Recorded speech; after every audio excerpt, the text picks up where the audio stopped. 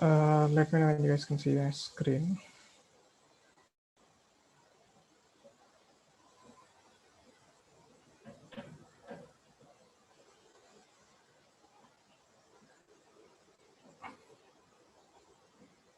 Can you guys see my screen? Yes, Harish, we can see. Yeah. Yes, Harish, we can see. Yeah. Yeah. Okay. So yeah, let's start, guys. So I want this session to be as interactive as possible, because it's not like that.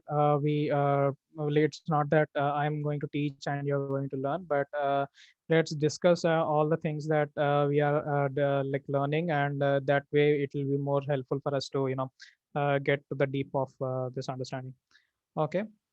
So I want you guys to. So I think you guys have experience in developing applications, like if we take HTML and CSS and JavaScript. I think you are well aware of those technologies, right, guys? Yeah, yes, Harish. Okay.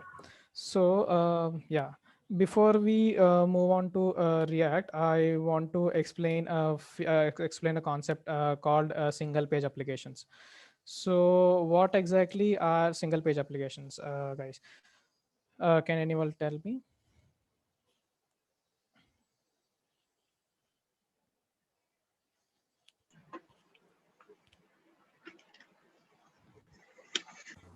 It means without navigating all data in single page only. What we need to do. That Yeah. Okay. Yeah. It That's interacts yeah. with That's the correct. Fine. user. S Right. Yeah. Yeah. hello So, Harish. yeah, yes, right. Yes, guys, you are right. And so all the web pages that we develop and create, so we interact with them, and they interact with us, and yeah. So we are able to see proper data that we need. Well, what exactly is a single page application is? So the page does not reload actually. So it is only one page that shows you different kinds of data, different types of data based on some factors. So if we can take an example, you can see you guys every day use Gmail and Facebook, GitHub, and all, right?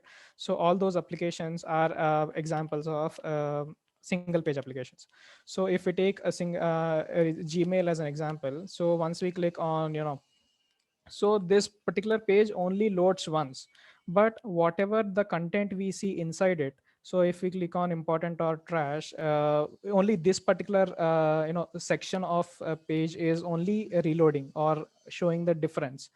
If we click on access bank here, only this particular page is loading. See, if we scroll down, only this particular section is navigating or showing the difference.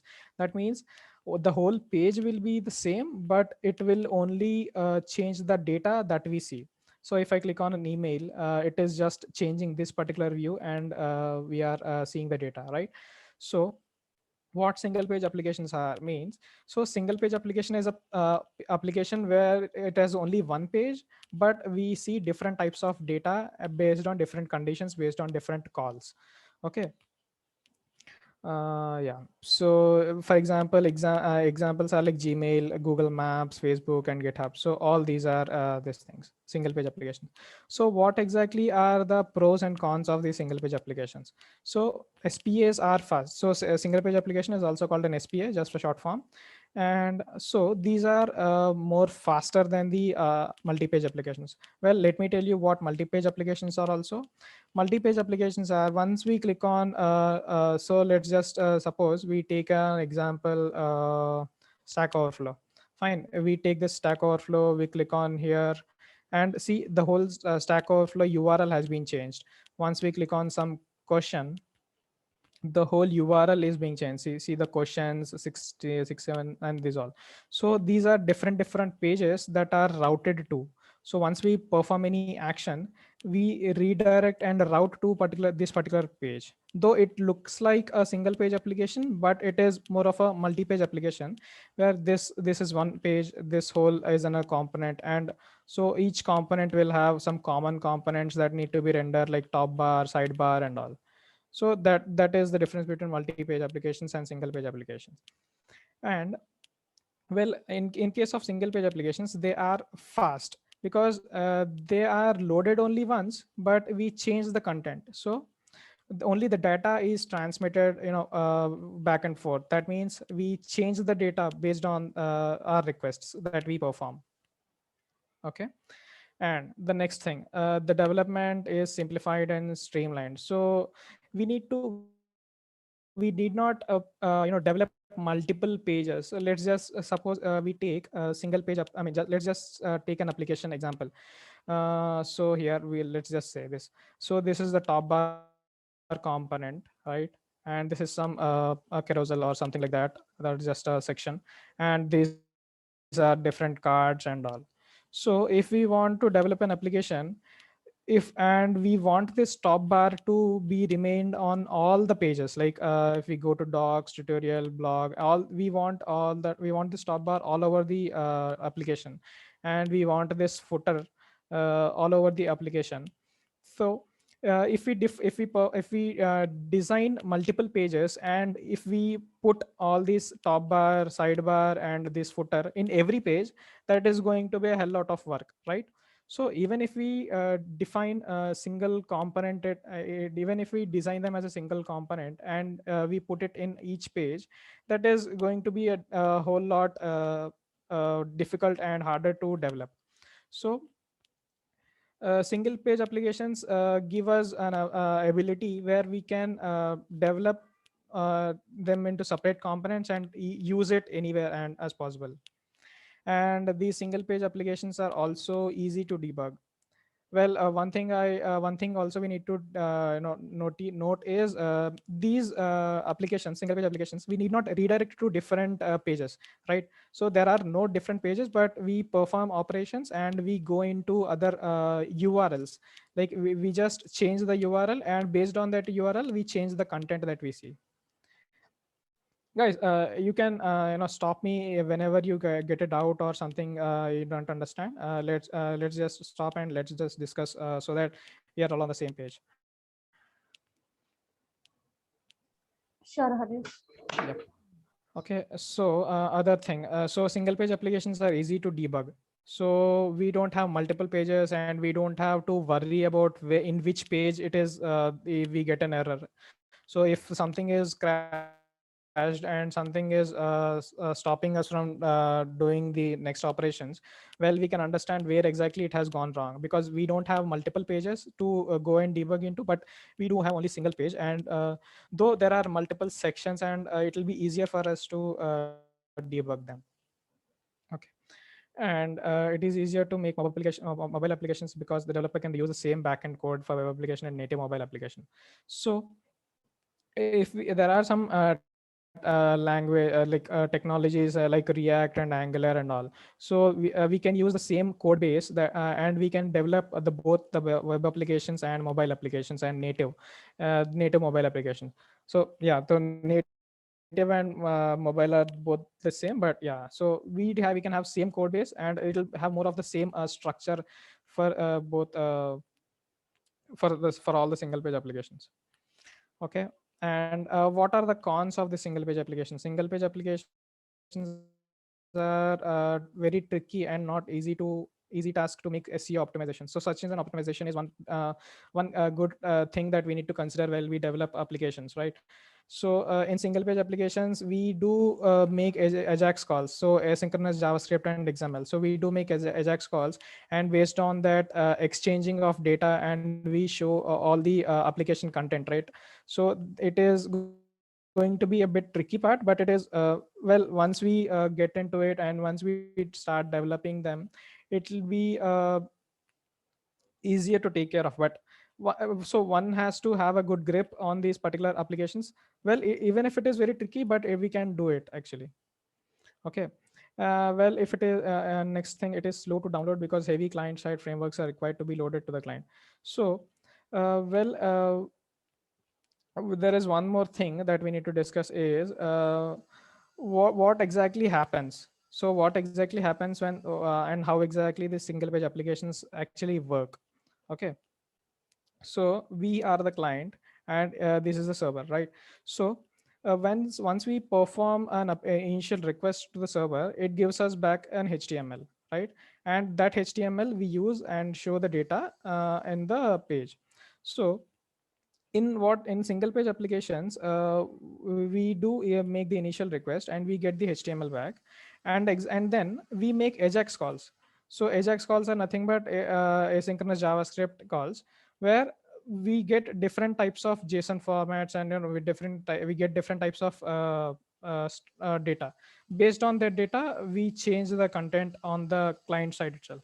So all this work is being done in the client side itself, right? So then it's going to be a bit more heavy work to this thing. Okay.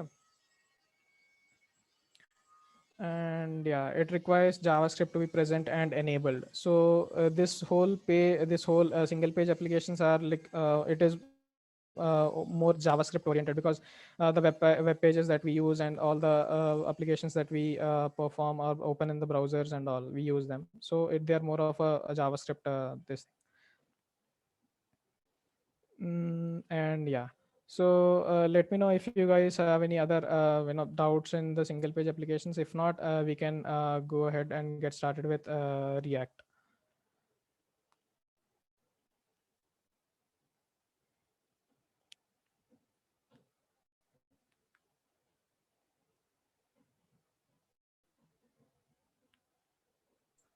Yes, Okay, it's clear, I see Harish. so clear. I'll take that as a no.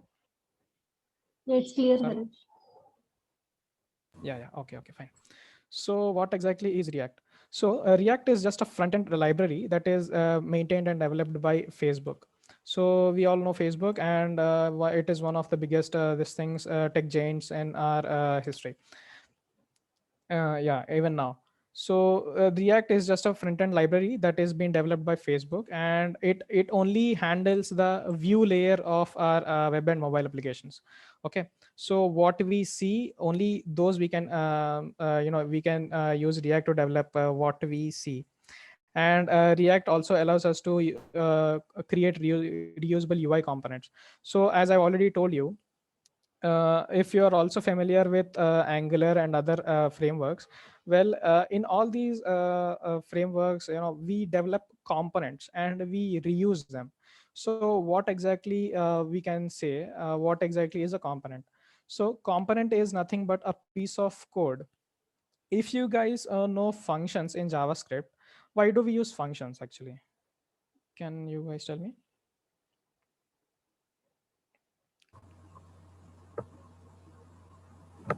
Function is a block of code. We use it. Yeah, we can also use this as a reusable code. Exactly. Think Exactly. if we once create one function, you use multiple places. Exactly, right. So we use functions, right? We use functions, and we develop functions and we use them anywhere and everywhere we want to reuse it. So we don't write every time all that or the whole function, but we just call it and we use them, right? So in the same way, we use components in the front end side. So let's just say you have a button component. Okay, we use that component anywhere and everywhere we want to use it. So let's just say we have a top bar, and inside this top bar we have a button we need to click, and we can use this particular button component here. And let's just say in the footer we have a contact us button, and we want to use that component here. We can use it.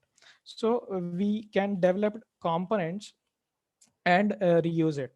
We can, so in this particular page we can take so this whole top bar as a component, sidebar as a component, this whole section is a component, whole footer as a component. So this developing them into components, as we develop functions in JavaScript. Developing them into components, it gives us the ability to reuse it anywhere and everywhere, any number of times. Well, and React is one of the most popular JavaScript libraries. And once JavaScript, I mean React came into existence in around 2011, it has gained much popularity, and comparatively with other frameworks, it is very fast. Okay. Yeah. So in order for us to know React and learn React, we should be well versed in HTML5, CSS, and JavaScript. I guess you guys are well versed in these three things. Okay. So next, just go what are the features of React. Okay. So React is just a JavaScript library, build usable components and all. Okay. What are its features? It is one main feature is it's JSX. Well, JSX stands for JavaScript XML. Okay, JavaScript extension or JavaScript XML. Okay. Well, it is more of a feature where we write the JavaScript code. See, React is full pure JavaScript. Okay, there is nothing other than that. So we write all the JavaScript code well in a different way, and that different way is nothing but HTML. We we write HTML code and we write JavaScript code, but writing the JavaScript code in the form of HTML is nothing but the JSX. Okay, JSX is nothing but a syntactic sugar that we can write the JavaScript as HTML. If I can show you, let me just yeah, where is this? Let's just go back to that later. Okay, so JavaScript JSX is nothing but it is the way we write our code. Okay, it is a JSX stands for JavaScript extension or XML, and it is the way we write JavaScript code in the form of HTML. Okay. Well, I've already told you about components. React is all about components, and so you need to think everything as a component. This will help you maintain the code when working on larger scale projects. Okay, and unidirectional data flow. Unidirectional data flow is it is only one-way data flow, which makes it easy to reason about your app. Well, unidirectional data flow is if you guys know Angular, there we take bidirectional data flow. Like we have a bidirectional data flow, that is two-way data binding. Well, in this case it's not like that, but it is top to bottom flow actually, and licensed. So since React is developed and maintained by Facebook, we need not worry that this is going to be gone so soon, or it's nothing like that. And it is also documented and licensed. Okay. Well, these are the features. Okay, we'll discuss about the JavaScript JSX real soon. Okay. Yeah. And what are its advantages? Well, React uses virtual DOM, which is a JavaScript object. Let me tell you what is a virtual DOM and what is a regular DOM. So each and every HTML page or each and every web page that we see maintains a document object model. Well, document object model is nothing but a tree of components, like tree of tags or tree of elements. Okay. See the whole this thing is a heading tag, this thing is a paragraph tag, or this thing is a bold tag, and all these things. And this is just a unordered list, or ordered list or something like that, and all. So all these JavaScript all these objects are in the DOM. So if we want to perform any changes to the DOM, what do? We click on, let's just say we have an input tag. Let's just say we have this input tag and we type and we click on search. So what exactly it does do? So we are changing the input DOM elements input value, and then we are making an operation, right? So, and then what exactly happens? We take this search, like we perform an API call and we give this data to that API call, and it returns us back some with data, and we render that data on the page. So all these operations that we are doing, we are making changes to the DOM, document object model, or document object tree of this particular page. Well, in the React, people people at Facebook thought that every time we need to change the DOM, then it is going to be more expensive. I mean, more expensive is in the means like we need to change all the objects. I mean, all the elements, all the tags, and all the we need to update all them, all of them. What if the application is so large that we can't do that every time, because and then it is going to be very slow. Then they thought of this virtual DOM. Okay, virtual DOM is nothing but a copy of the regular DOM. Okay, well, uh, virtual DOM is nothing but it is a copy of regular DOM. And first, when we perform any operation, when we perform any change in the application, they will check with virtual DOM first. So what exactly that we need to change in the virtual DOM, and that virtual DOM will consist only those changes that are different. Okay, let's just say we have a table here. Let me show you.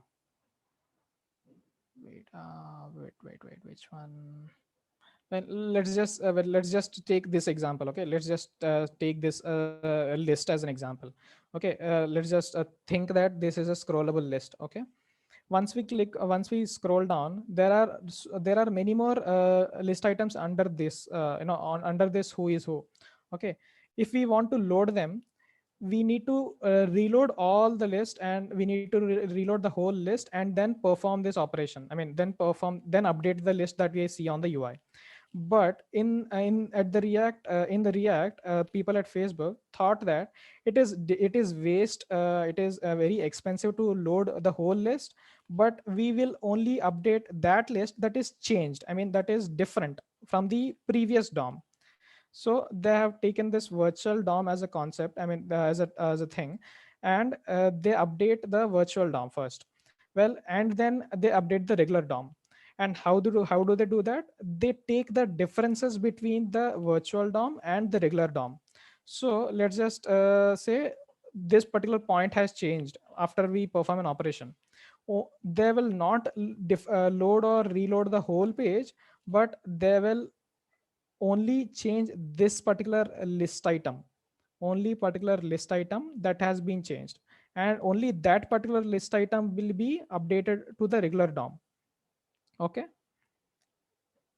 I hope you got my point, like what exactly is virtual DOM and why do we use it. Yes, Harish. Okay, great. Well, what next? So it can be used on the client side and also the server side rendering. Client side is that we do render the data based on the data that we get from the calls, API calls, and requests. And server side rendering is we can also React also supports server side rendering, where we perform an operation and it returns the whole page as the response, and then we render that. So we can also do that. And what's its next advantage? React components and data pattern improves readability, which helps to maintain larger apps. So since all the React is all about components and all, it is way easier for us to maintain these applications even if they are large. Okay, well, what are its limitations, or what are its disadvantages, kind of things? So it covers only the view layer of the app. So this React is just a JavaScript library, right? It is not a full blown framework that we can use. So compare it to Angular, it is, well, in Angular we can see the whole MVC architecture, right? Model, view, and controller, where we can do. But in React, it is just the view layer of the application. Okay, well, we still need to choose other technologies for our backend, and we still need to choose other set of development things. And it uses inline templating and JSX. So as I've already told you, JSX is writing the HTML, I mean, JavaScript code as HTML. Well, it can be a bit difficult for us to get our hands on and get a grip of that particular thing. It might be awkward for some people because there won't be well equipped with this thing. But once we go in and start doing it, then one gets habituated to that particular this thing. Okay, and yeah, environment setup, we can so if I think you guys should having Node.js and npm installed in your systems. Yes, Harish. Yeah, okay. So, well, there are two ways we can use create the React applications, but let's just stick to the simpler one where we use create React app. Okay, create React app is an npm module.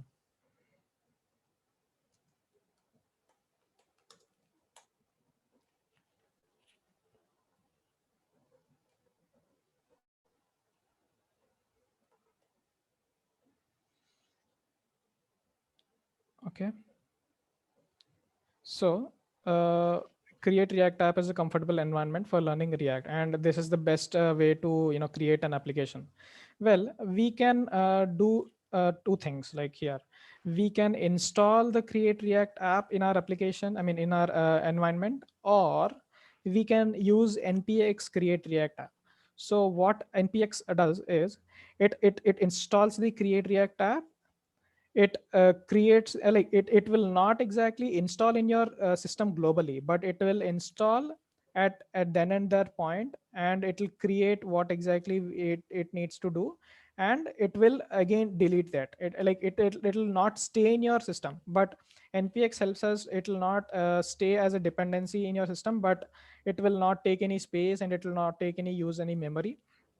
But yeah, there are two ways. So if you guys can go ahead and start type this command, just create a new folder called React Training, and start this type this command, npx create React app my app.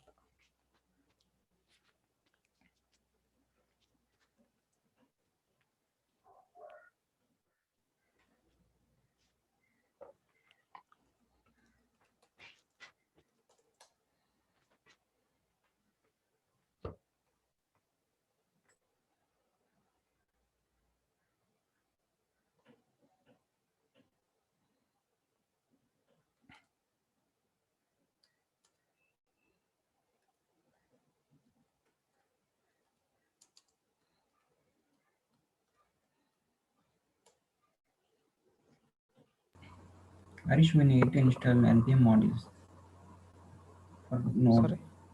Shall Okay, we? you Yeah. okay, fine. Yeah, you guys can do that later then in that case. Okay, Harish. Yeah.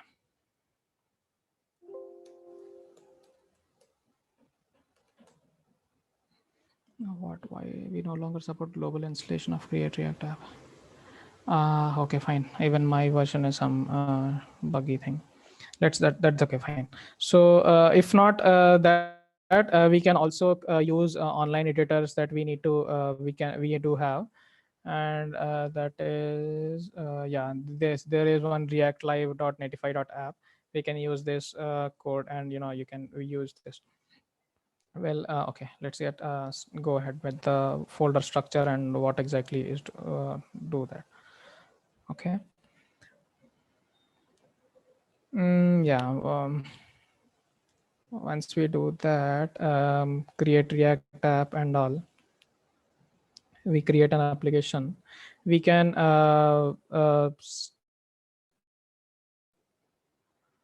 okay, npx create React app, and there these guys deleted all the files. Okay, fine, that is okay. Yeah, that's okay. We can set it up later, and we can discuss that. Okay. Before that, let's just start JSX.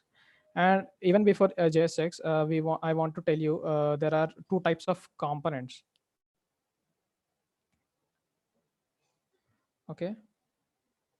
Yeah. Let's just start with components, and then we can use JSX. I mean, know about JSX. There are two types of components, and one is a functional based component. Okay, if I can show you an example. So this is a class based component. Okay, class based components are places and what are class based and what are functional components. So, and where do we use them, and how do we know when we use what type of components? Well, we can take it this way. If we have some data that we need to show, and if we have some operations that we need to perform when that particular component renders, and there are some life cycle methods, and what exactly do we need to do once that component renders onto the DOM, and what exactly do we need to do after this unmounts. So mounting, what mounting and unmounting is. Mounting is once when this particular component gets onto the DOM, it is rendered. Okay, that particular stage is called mounting. And what exactly is unmounting? This particular element is being removed from the DOM. So that is called mounting and unmounting. Well, if we want to perform an operation while it is mounting, what do? We take some lifecycle methods, and we create some API calls. We make some requests and get data from somewhere and all. Okay, let's just suppose take a login application. Okay, we type the username, password, and then click on login. After that login, what it should do? It should validate the user if the username and password are correct or not, and it should make an API call to the server and see and validate that user is there or not. If it is a valid user, then it should allow us to go into the application, right? So this particular login page is getting unmounted, and we are redirecting in the case of success. If the user is present, we are going redirecting to the next page. In that case, this particular login component is unmounted. So we need to perform operations. So it's like anything that is needed anything that we need to handle some data. They are class based components. Okay, what are functional or what are functional components? Functional components are nothing but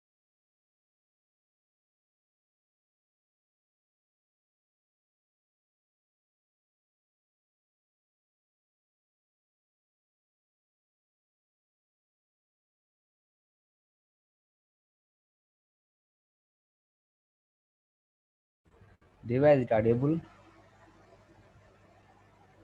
No, Harish voice is not audible. Okay.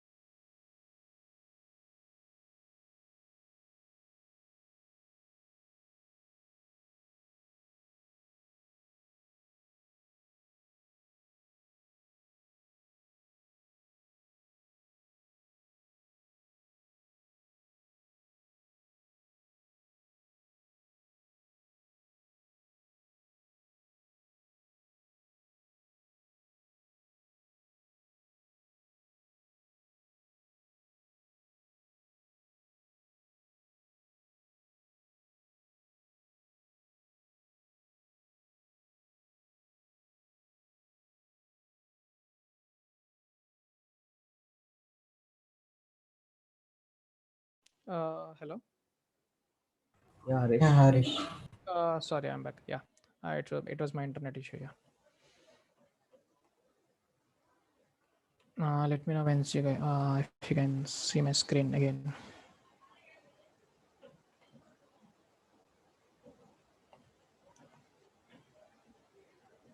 You guys can see my screen. Yes, Harish, we can Yeah, see. we Okay. can see. Where did you guys lose me? I mean, at what point and Functional did you? component. Functional Finish that. components regarding. Okay, fine. Yeah. So functional components are nothing but they are piece of code which only show data, and we don't perform any operations inside them. Like we don't need to call any lifecycle methods, or we don't need to make any what do we say? Make requests to API calls and all. Well, it was before the introduction of hooks. Well, let me tell you what are hooks and what are component lifecycle methods. Let's just stick with right now. Let's just stick with what are components and all. We'll go further down that line. Okay. So this is a class-based component. Okay. What is a class-based component? So this particular component name is counter. Okay. It is just a class and a class name, that is the component name, and it is extending from react.component. So as you have already learned this extends concept, where we take the this particular properties of this particular class, and we implement them in our this thing, right? And we've created a class, and this is the constructor and super keyword. Well, there is one task for you guys. Why do we use super? And let me know tomorrow after you do some research and all. If anyone does know super right now, you guys can tell me why do we use super.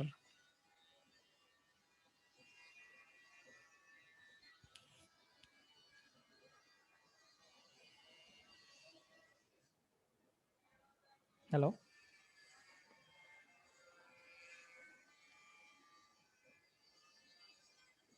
Yes, Harish.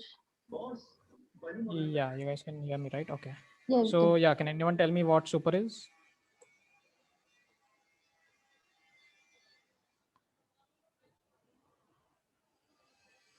It is used to call the superclass.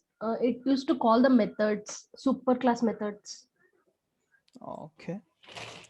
Yeah, and well, the just a minute. Yeah, one simple task for you guys is why do we use it? So why do we use super in our React application, and what exactly does it do? Okay, and try to know. We also send a property to super class. I mean super keyword. I mean super function. We do send something here, and why do we send it, and what do we send it? That is your task for your next class. Do some research about it, and let me know tomorrow. Will you please repeat once again that task, Harish? Yeah, yeah. So, what exactly is a super, and why do we use super in React? And we send a property, or we send a parameter to this super function. What is that parameter, and why do we send it? I'll text it in the group. That's okay. You can take it out later. Okay. But this is just a task for you guys can research about it, and why do we use it, and why do we do that, and let me know tomorrow. Okay, Harish. Okay. And yeah, state. What exactly is state, and what exactly is props? Okay. We can go through that now.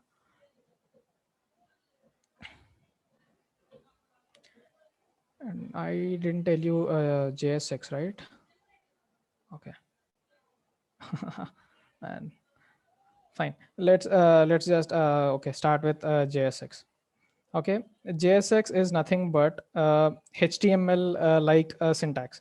So if you guys know, this is H1 tag, right? This is a H1 tag with hello world description, and we are assigning that to a element constant. Okay, this is neither JavaScript, like neither a pure HTML. This is called JSX. Okay, it is called JSX, and it is a Java syntax extension to JavaScript. We recommend using it with React to describe what the UI should look like. JSX may remind you a template language, but it comes with full power of JavaScript. Okay, so everything in React, we take them as elements. Okay, any element. What exactly is a class? It is an element. What exactly is a functional based component? It is an element. Okay. Well, in React, we basically use React dot create element, top level API. Okay.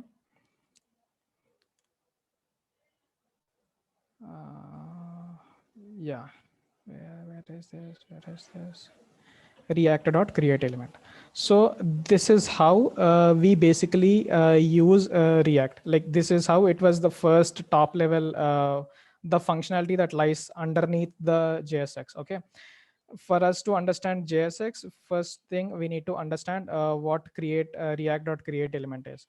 So React dot create element is if we want to write a div tag, we need to call this particular code. We need to write this particular code. React dot create element of type. In the type, we give a div span, whatever. whatever HTML tag that we need. Props are nothing but the properties, right? If we open a basic HTML tag, so if we take this particular div as an example, right? This particular div as an example, what is the class name here? It is an attribute, right? And what's the app here? It is the class name of that, the value of that particular attribute, correct? The props are nothing but its attributes and its values. Okay. Yeah. Okay. And what are its children? Children are nothing but let's just take this. In this thing, home page is the children of that particular div tag. Okay. So if we want to write, if we want to create a div tag in the React, this is the usual way. I mean, this is the way we need to create elements. But every time we want to write a div tag, every time we want to write a span tag, every time we want to write an input tag, and we give the properties like ID, value, class name, what else, on change handlers, on click handlers, on all those events, and suppose we want to write an write a list inside the div tag. This will be a hell lot difficult for us, right? Every time we can't create a react.create element, react.create element, you know react.create element of type, react.create element, that means ID, div. Where did it go? I think I clicked something. Yeah. So react.create element, div, and uska name or ID will be something, and then its children. If you want to render a list inside that div, and then we in this children, we also then we need to create a react.create element of UL, and again react.create element of LI, and again uska props will be something else, and uske andar create element of text or paragraph if we want to render something inside that list. So this will be a whole hell lot tougher than what we are simply doing with JavaScript. So JSX is nothing but a syntactic sugar or a short form to this particular create element. Okay. To this create element, JSX is nothing but only this code, but it will be easier and it will be simpler for us in this way. Okay. In this way we use div. So basically what this div does is, basically this JavaScript or XML or JavaScript extension compiles into, let me show that, const element equals to react dot create element of, and then now div, and then uska props will be class name, right? Class name, app, and then uska children will be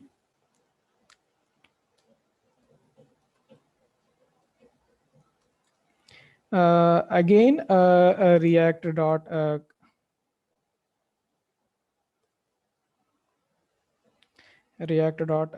create element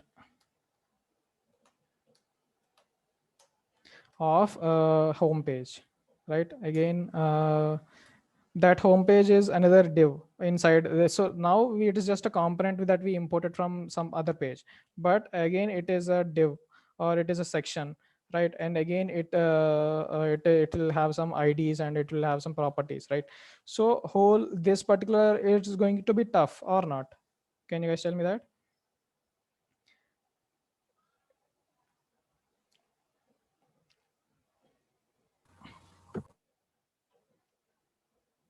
Yep or not? I mean, this isn't this going to be tough when we write HTML in this way, when we create components in this way? For dividing every component, it's difficult. Yeah, exactly. So divide. There will be many number of components, and for each and every component, we can't do this React.create element. So we have a JavaScript extension that is nothing but this particular JSX, where we create everything as HTML elements. So this thing is react.create element inside. I mean, it does compiles and it does transpiles once we run npm start into that thing. But what we simply do, we just create a div. What we simply do, we just create a class name attribute for it. We just create a value for it. So this is how we do it. But under the hood, the React does compile our code into the basic usual way of this element. Okay. Now you guys must have understood what JSX is. JSX is nothing but we create the code in a simpler way. So JSX is nothing but a simpler way to write the code, but that all will again turn into the create element wala this thing. Okay. Yeah, do you have any doubts now?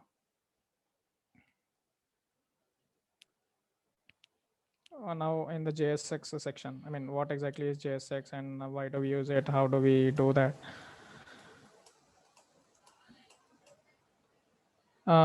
Any doubts?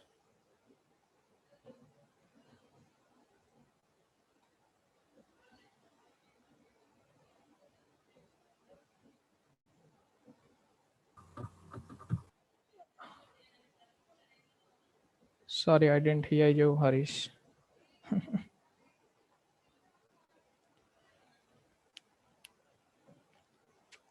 Okay, I'll take that as no. Yeah, so far You it's don't clear, have any Harish. other- Yeah, okay.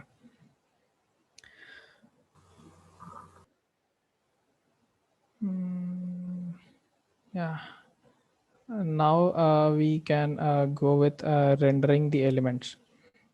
And what exactly is the flow structure of React? How does React flow structure does the components?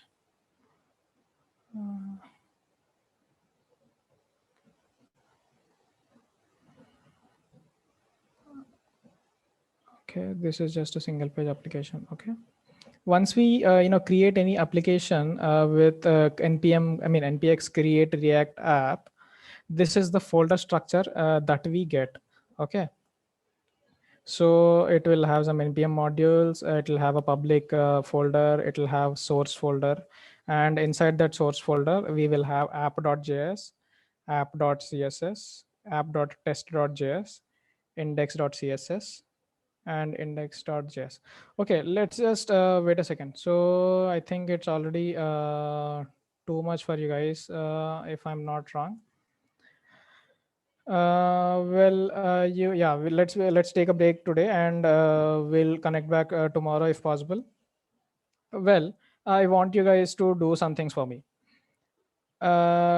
Till now you've understood what React is, what are its advantages, what are its disadvantages, and what are single page applications, and what is JSX, what are types of components, class based and functional based components, and why do we use them. Well, I haven't told the components in detail, but I'll do that. Before we next to jump onto our next class, I want you guys to do some research. Okay.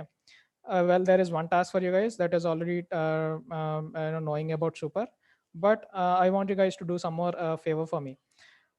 Try to know what is a state and what are props, and why do we use a state and why do we use props in React. Okay. Yeah, just those two. That will be more than enough. If you guys can do some research around that and get back to me in the next class. Is that fine? Yeah, sure, Harish. Yeah, sure. Sure, Okay. Harish. So yeah, so far you guys have any questions in this until what I've told you till now?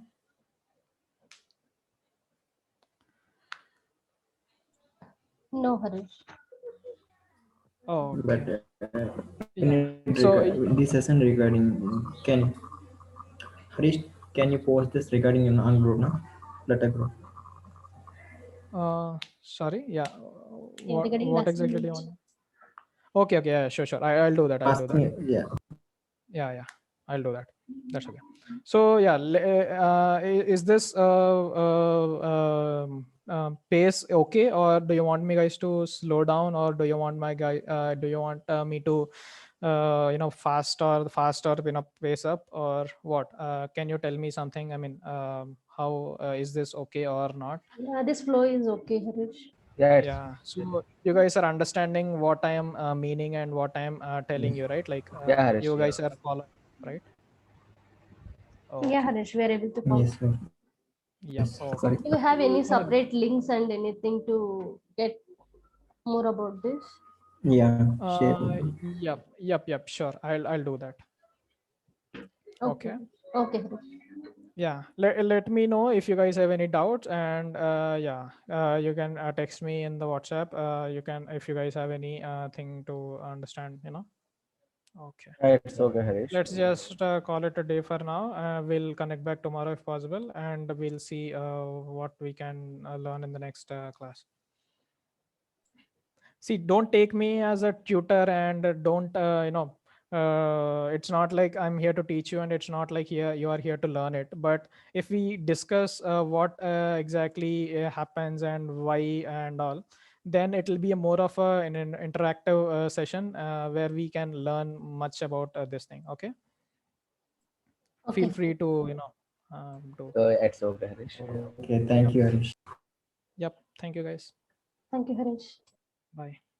Thank you, Harish. Thank you. Thank you. Bye, everyone.